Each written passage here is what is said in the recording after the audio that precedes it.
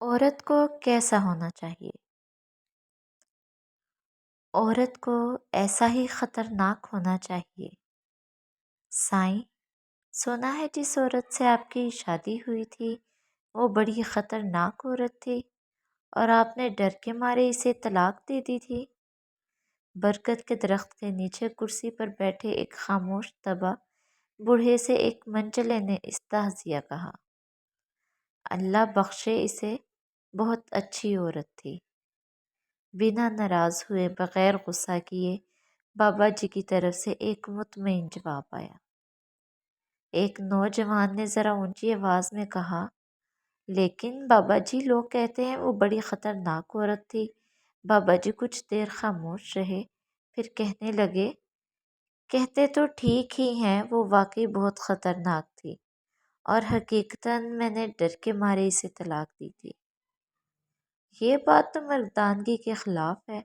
औरत से डरना कहाँ की बहादुरी है।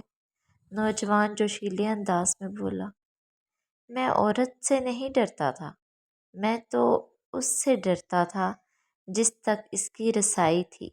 पुरस्कून जवाब। जवानों ने हैरत से एक दूसरे को देखा। ऐसी औरतों को तो जहन्नुम में होना चाहिए।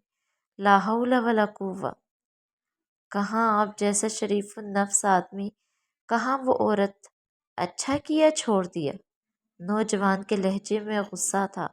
बूढ़े की मुतजस्सिस जिंदगी का पटारा खुलकर सामने आ गया था। तजस्सुस ख़त्म हुआ, अब सब बारी बारी मुंतशिर होने लगे। जाने वालों ने अनुमान पढ़ लिया था, कहानी खुद बनानी थी। जो रह गए थे वो वही थे जो असल कहानी जानना चाहते थे। मैं भी ऐसा ही सोचता था कि इसे जहन्नुम में ही होना चाहिए था, तभी मैंने इसे जहन्नुम जैसी ज़िंदगी दी थी। बूढ़ी आंखों में इज़्तिराब उतरा। ये तब की बात है जब मैं सरकार के यहाँ 1 रुपया माहवार पर मुलाजम हुआ। मेरी माँ चाहती थी कि मेरी शादी हो जाए। रिश्ता ढूंढा गया। एक मूंगफली फरोश की बेटी मेरी माँ को पसंद आए।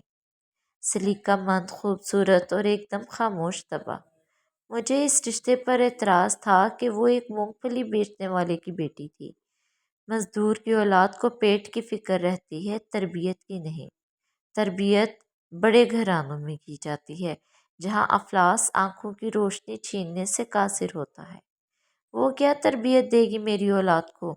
लेकिन वो लड़की मेरी माँ को ऐसी पसंद थी कि अम्मा इसके अलावा किसी का नाम नहीं सुनना चाहती थी।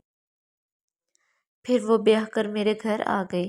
रुखसती के वक्त इसके बाप ने मुझे कहा, मेरी बेटी सीधी सादी है, इसे दुनियादारी का कोई ख़ास पता नहीं।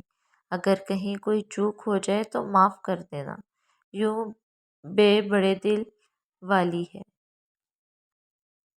अपने साईं को खुश रखेगी। वो बिल्कुल वैसी ही थी जैसी मेरी माँ ने बताया था, सलीकामंद, सुक्कड़ और ताबेदार। बाहर दोस्तों के साथ मेरी सोहबत कोई अच्छी नहीं थी।